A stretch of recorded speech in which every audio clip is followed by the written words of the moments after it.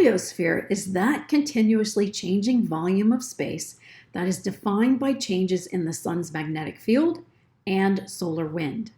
Let's take a look at an edge-on sketch containing the heliosphere. Here we're looking at the sun and the solar system surrounded by this region called the termination shock. So the first thing we want to look at is the solar wind coming out from the sun.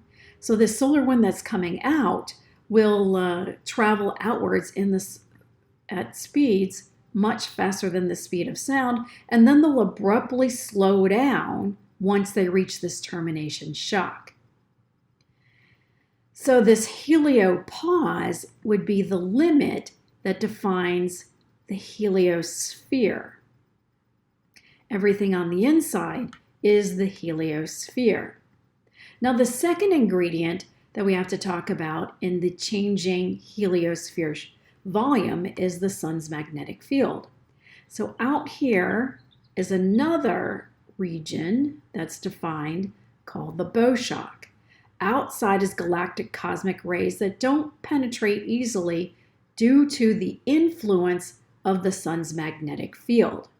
That magnetic field influence where the interplanetary magnetic field and the magnetic field of the sun balance is where we have this bow shock.